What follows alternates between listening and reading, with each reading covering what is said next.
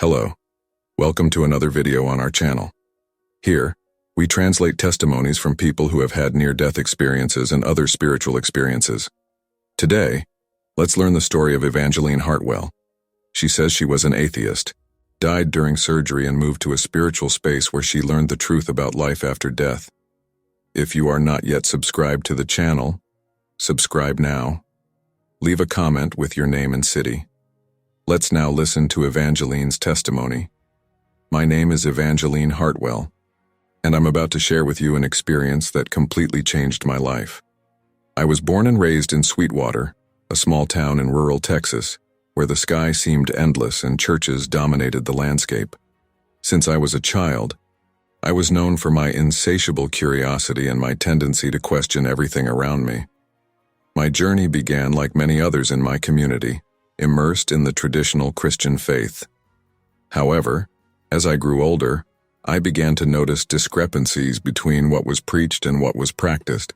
At age 15, after witnessing several incidents of hypocrisy on the part of local religious leaders, I decided to abandon belief in God completely. I became a staunch atheist, seeking answers in the tangible world of science and logic. This search led me to pursue a career as a civil engineer. I found comfort and purpose in building solid, measurable structures, bridges, roads, and buildings that I could see, touch, and fully understand. My professional life was successful, but my personal life suffered. My marriage to Daniel could not resist my obsessive dedication to work and my cold, calculating view of life. At 46, I was a divorced, childless woman, completely focused on my career. I had achieved a lot professionally, but something inside me felt empty. Questions about the meaning of life, which I had always managed to stifle with logic and hard work, began to emerge more frequently. I lived in a black and white world, where everything could be measured, analyzed, and understood through science. The idea of something beyond the physical, something that couldn't be proven in a laboratory, seemed absurd to me. I ridiculed any notion of an afterlife or spiritual experiences, considering them nothing more than comforting fantasies for those who feared the unknown. Little did I know that I was about to experience something that would challenge all my beliefs and completely transform my worldview. An experience that would make me question everything I thought I knew about reality, life, and death. A journey that started with an accident, but ended up becoming the biggest awakening of my life. It was a sunny Saturday in May, and I had decided to take a bike ride along the Lady Bird Lake Trail, one of my rare escapes to relax and disconnect from work. The air was fresh, and the crystal blue sky seemed to invite me on an adventure. I pedaled at a steady pace, feeling the wind on my face and enjoying the feeling of freedom that only an outdoor ride can provide. Suddenly, in a matter of seconds, everything changed. A black SUV appeared out of nowhere, invading the bike path. The driver was visibly distracted, with his cell phone in one hand. I didn't have time to react. The impact was brutal and instantaneous. I remember being thrown into the air, as if my body was weightless. For a brief moment, I had the strange sensation of floating, observing the scene from above. I saw my body hit the asphalt with a dull thud. The bike twisted a few meters away. The pain came in waves, overwhelming and sharp. Every breath was agony, and I could feel something was terribly wrong inside my chest. My lungs felt like they couldn't take in enough air, and a feeling of suffocation began to overcome me. Panic set in when I realized I couldn't move. The people around began to gather, alarmed voices shouting for help. Someone held my hand, telling me to stay calm, that the ambulance was on the way. But I could barely hear. The world around me was starting to blur, the colors blending into an indistinct blur. As consciousness began to slip away from me, a terrifying thought crossed my mind. Is this how I'm going to die? The irony did not escape me. I, who had always scoffed at the idea of life after death, was now face to face with my own mortality. The last thing I remember before darkness completely enveloped me was the distant sound of approaching sirens. Then everything became silent and dark. When I regained consciousness, I was being rushed through the hospital corridors. The fluorescent lights flashed past me almost in a blur. Urgent voices around me discussed my condition.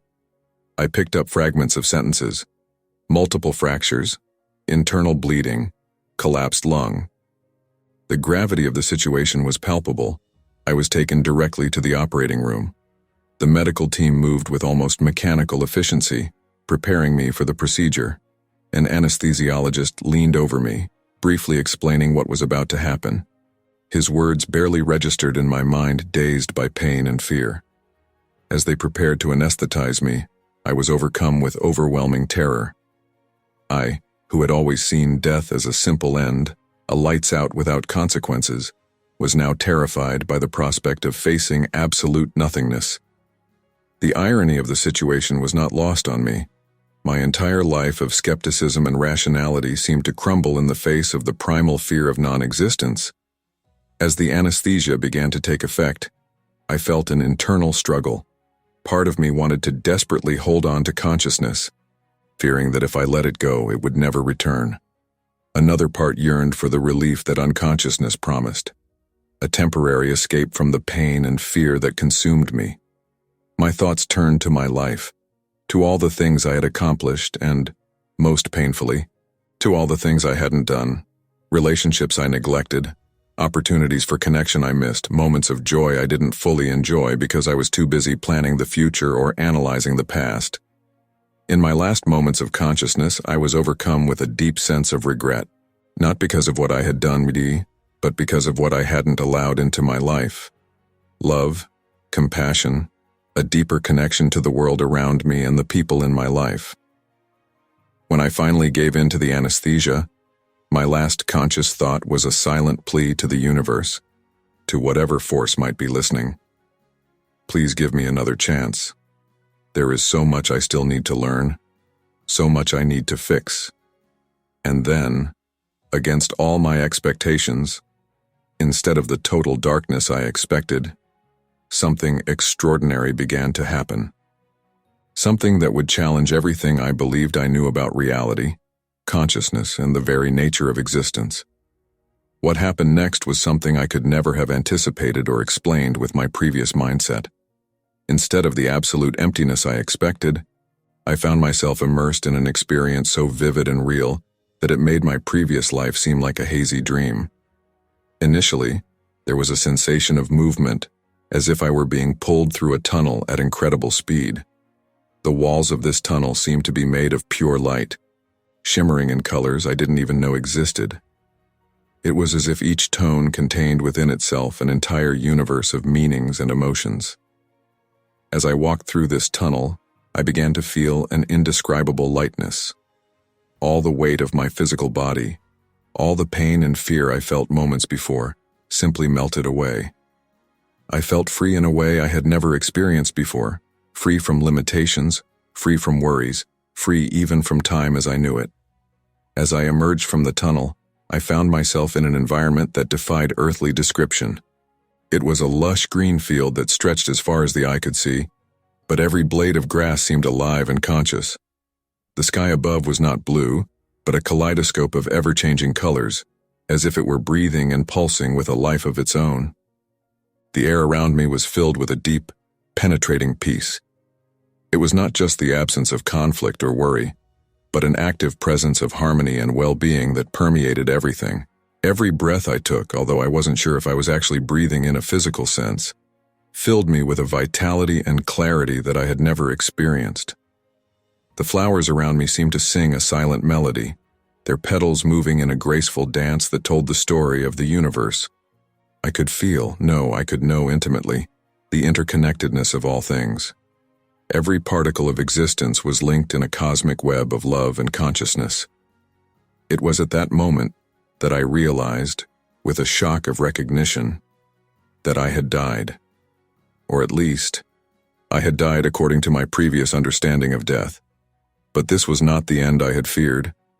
It was an awakening, an expansion of consciousness that made my previous life seem like a narrow, limited dream. As I absorbed this realization, I was enveloped by a sense of unconditional love so deep and all-encompassing that I felt completely naked, yet completely accepted. Every action in my life, every thought, every choice was exposed. But there was no judgment, just infinite understanding and compassion. It was then that I heard a voice, soft but clear as a crystal bell, calling me, "Welcome home, Evangeline." The voice emanated from a female figure that approached, radiating a soft and welcoming light.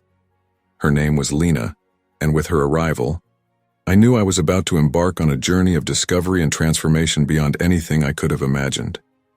Lena approached me with an ethereal grace, her being radiating a wisdom and compassion that left me speechless. Her smile was warm and welcoming, as if she were welcoming an old friend after a long journey. When she spoke again, her voice resonated not just around me, but within me, touching every fiber of my being.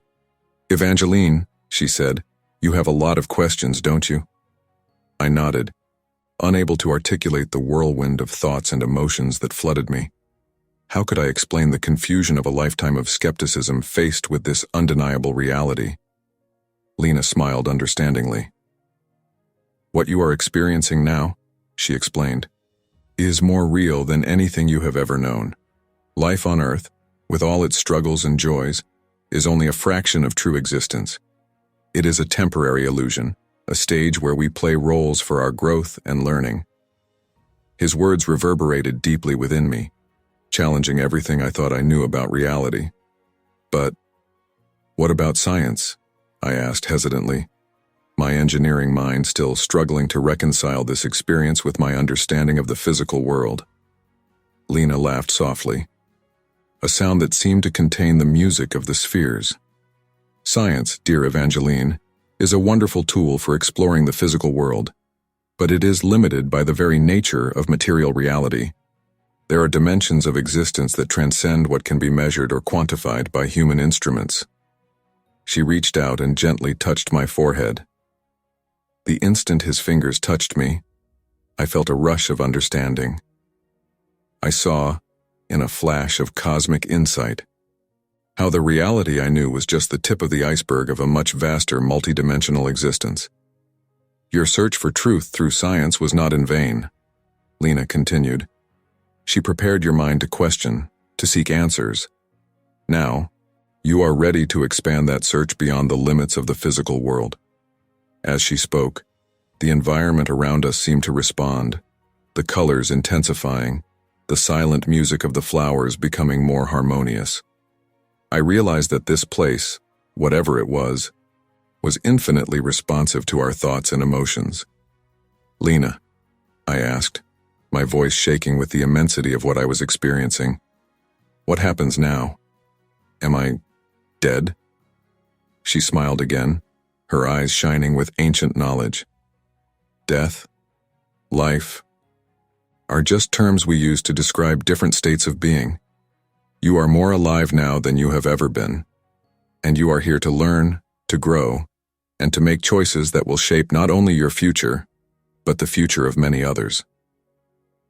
With those words, Lena held out her hand. "Come ba," she said. "We have much to explore, and your journey has only just begun." When I took Lena's hand, the world around us dissolved into a kaleidoscope of light and color. Suddenly, we found ourselves in a vast, ethereal space, where images and scenes from my life floated like giant soap bubbles. Lena smiled gently and said, "Evangeline, it's time to revisit your journey." With a gentle gesture, she caused one of the bubbles to expand, completely surrounding us. Suddenly, I was back in my childhood in Sweetwater, Texas. I saw myself as a curious little girl, asking endless questions that often made adults uncomfortable. The scene changed, and I was in the local church, feeling a deep connection to something greater, a presence I couldn't explain. "You've always been a seeker," Lena commented. "Even as a child, you felt there was more to existence than what you were taught." The scenes continued to unfold, showing my adolescence, the growing skepticism, the scandals involving local religious leaders. I saw the exact moment when, at the age of 17, I declared myself an atheist. The pain and disappointment I felt at that time was palpable. His experiences shaped his beliefs, Lena said. But notice how each choice affected not just you, but those around you. The images sped up, showing my adult life. I found myself at university, immersed in engineering studies. I watched my career take off, the projects I led, the bridges and roads I built. But I also saw the personal costs, my marriage deteriorating, friendships neglected, moments of connection lost because I was too focused on work. Every action has consequences, Lena explained softly. Not just for you, but for the entire web of existence. What followed was an overwhelming experience. I not only revisited every significant moment in my life, but I experienced it from multiple perspectives. I felt the pain I caused Daniel when our marriage ended, the disappointment my sister Karen felt every time I ridiculed her faith, the inspiration I inadvertently provided a young engineer who saw me as a role model. Tears ran down my face as I absorbed the impact of every choice, every word spoken or unspoken. The interconnectedness of all things, which was once just an abstract concept, has become painfully clear. This isn't about judgment, Evangeline, Lena assured me, her voice full of compassion. This review is an opportunity for learning, for deep understanding. As the last scene faded, I felt exhausted but strangely light. It was like a weight I didn't even know I was carrying had been lifted. I looked at Lena, my mind spinning with new insights and questions. "What do I do with all this?" I asked, my voice shaking with emotion. Lena smiled, her eyes shining with infinite wisdom. "That, dear Evangeline, is something you will have to decide for yourself. But know that each moment is a new opportunity to choose with love and compassion." With those words, the space around us began to change again, preparing us for the next stage of my journey beyond life. The environment around us has transformed once again, this time into a vast cosmic amphitheater. Stars and galaxies formed the seats, and in the center was a stage made of pure light. Lena gently guided me to the center of this heavenly stage. "Evangeline," she began, her voice resonating through the cosmos, "you have spent your life seeking to understand the universe through science and reason. Now, it is time to expand your understanding beyond the limits of the physical world." With a wave of his hand, the space around us filled with symbols, equations, and images that seemed to contain the knowledge of all existence. I recognized some quantum physics formulas, but there was much more I couldn't understand. "The universe," Lena explained, "is far more complex and interconnected than any scientific theory can fully explain. The reality you have known is only a fraction of a much greater whole." She then showed me how consciousness, far from being a mere byproduct of brain activity, was actually the fundamental force that shaped reality. I saw how our thoughts and emotions created waves of energy that propagated through the cosmos, affecting everyone and everything. "Your search for truth through science was not in vain," Lena assured. "It prepared your mind to question, to seek answers. But now you are ready to integrate that knowledge with a deeper wisdom." Lena then taught me about the nature of time, how past, present, and future existed simultaneously in an eternal now. I saw how our lives on Earth were just one chapter in a much longer journey of spiritual evolution. Each life, she explained, is an opportunity for learning and growth. The difficulties we face, the relationships we form, the choices we make, they are all part of a larger plan for our soul's development. I learned about the power of unconditional love, not as an abstract emotion, but as a cosmic force capable of transforming realities. I saw how acts of compassion and kindness created waves of light that spread across the universe, touching countless lives. "The separation you felt on Earth," Lena said softly, "was an illusion. In truth, we are all one, interconnected parts of a universal consciousness." As I absorbed these lessons, I felt my consciousness expand. It was as if every cell of my being was awakening to a greater truth. The skeptical engineer in me tried to resist, to seek logical explanations. but the experience was undeniable. "Remember, Evangeline," Lena concluded, her eyes shining with infinite wisdom. "Knowledge without compassion is incomplete. True wisdom comes from the integration of the mind and heart." When the lessons ended, I felt transformed. My worldview, once limited by scientific materialism, had expanded to encompass a much vaster and more wonderful reality. But with this new understanding came a burning question. What would I do with this knowledge? After what felt like an eternity, immersed in cosmic lessons, Lena guided me to a peaceful spot that resembled a serene garden. The air was filled with a deep peace, and I could feel the unconditional love that permeated everything around me. It was in this moment of calm that Lena said something that shook my newly expanded being. "Evangeline, the time has come for you to make a choice." I looked at her, confused. "A choice?" Lena nodded, her eyes full of compassion.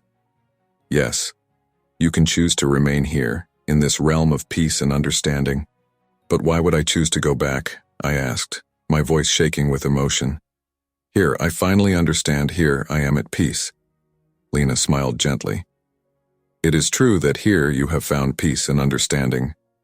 But remember, Evangeline, life on Earth offers unique opportunities for growth and learning. It is in the physical world that we can truly practice the love and compassion we learn here." She gestured, and before us appeared images of my life, my family, my friends, my co-workers. I saw the impact my absence would have on their lives. I also saw the potential futures, the lives I could touch, the changes I could inspire with my new understanding. "Your journey on Earth is not complete," Lena continued. "There is still so much you can do, so much love you can share, so many people you can help awaken to a greater reality." I felt an intense conflict within me. Part of me longed to stay, to dive deeper into this infinite peace and wisdom, but another part recognized the truth in Lena's words. I had a responsibility, an opportunity to make a difference. "Tell me, if I go back," I asked hesitantly, "will I remember all this?" Lena shook her head gently. "Not the way you remember it now. The limitations of the physical brain cannot contain all this information, but the essence will remain with you, in your instincts, in your dreams, in your intuition. And as you live with love and compassion, more and more of this wisdom will reveal itself." I closed my eyes, feeling the weight of the decision. Returning would mean leaving this peace, this complete understanding. It would mean facing pain, confusion, doubts, but it would also mean a chance to grow, to love, to make a difference. When I opened my eyes again, I saw Lena watching me with a look of infinite understanding. "The choice is yours, Evangeline," she said softly. "Whatever you decide, know that you are loved unconditionally." With a heavy heart but newfound determination, I made my choice. The decision to return was simultaneously the most difficult and the most natural I have ever made. As soon as I expressed my choice, Lena enveloped me in a hug that seemed to contain all the love in the universe. "You are brave, Evangeline," she said, her voice full of pride and compassion. "Remember, even in the most difficult times, you are never truly alone." The world around us began to change, the colors intensifying until everything became a blinding light. I felt like I was being pulled by an irresistible force, cutting through layers and layers of existence. The sensation was overwhelming. Flashes of memories, glimpses of past lives and potential future lives. Explosions of emotions that ranged from ecstasy to profound terror. It was as if all the knowledge and experience I had gained was being compressed, filtered through a cosmic funnel. As I approached the physical plane, I felt the weight of materiality beginning to resettle. I opened my eyes with a desperate gasp for air. Fluorescent lights momentarily blinded me, and chaotic sounds flooded my ears. Beeping machines, urgent voices, the metallic clang of surgical instruments. "She's back!" I heard someone scream. "We need to stabilize her." The reality of the operating room hit me full force. The pain was intense, but with it came an overwhelming sense of gratitude.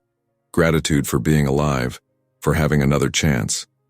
As the medical team worked frantically to stabilize me, I tried to talk, to share what I had experienced, but my throat was dry and sore and the words wouldn't come. A kind face appeared in my field of vision, a nurse with compassionate eyes. "It's okay," he said softly. "You're safe now. Rest." As consciousness began to slip away from me again, this time into a natural healing sleep, I felt a deep peace wash over me. The detailed memories of my experience were already beginning to fade, like a waking dream. But the essence remained, a deep knowing that there was more to existence than I had ever imagined, and that every moment was a precious opportunity to love and grow. My last sensation before falling asleep was of a loving presence, as if Lena was still with me, gently guiding me back to the life I had chosen to continue. With a sigh of acceptance and hope, I gave myself over to the healing process, knowing that when I woke up my life would never be the same. The days and weeks that followed my return were a roller coaster of emotions and discoveries. Physically, my recovery was remarkably quick, surprising doctors and nurses. Within a few weeks, I was out of the body cast, relearning how to move a body that felt both familiar and foreign. But the real transformation was happening internally. Although the detailed memories of my near-death experience had faded like a waking dream, the essence remained, an unshakable certainty that there was more to existence than met the eye or science could measure. My fear of death had completely disappeared. In its place was a deep peace and a renewed appreciation for life. Every sunrise, every gentle breeze, every smile from a stranger on the street became a source of wonder and gratitude. I began to integrate the lessons I had learned in the afterlife into my daily life. Every morning when I woke up, I practiced gratitude, recognizing the preciousness of each moment. I began meditating regularly, seeking to reconnect with that sense of peace and unity I had experienced. My approach to work has changed drastically. Although he still valued science and engineering, he now saw these disciplines as tools for a greater purpose, improving people's lives and promoting greater understanding of the world around us. I began incorporating ethical and environmental considerations into my designs, seeking solutions that were not only efficient, but also beneficial to the community and the planet as a whole. My relationships have also undergone a profound transformation. I reconnected with my sister Karen, sincerely apologizing for years of skepticism and ridicule of her faith. To my surprise, I discovered that we could now have deep, meaningful conversations about spirituality, each respecting the other's perspective. I also sought to reconnect with Daniel, my ex-husband. Although we couldn't undo the past, we were able to build a friendship based on mutual understanding and forgiveness. This reconciliation taught me the transformative power of love and compassion that Lena had mentioned. As my new perspective on life became more evident, those around me began to notice the change. Co-workers commented on my new, more compassionate attitude and my more holistic approach to problems. Friends noticed how I seemed more at peace, more present in every interaction. Eventually, I felt compelled to share my experience with others.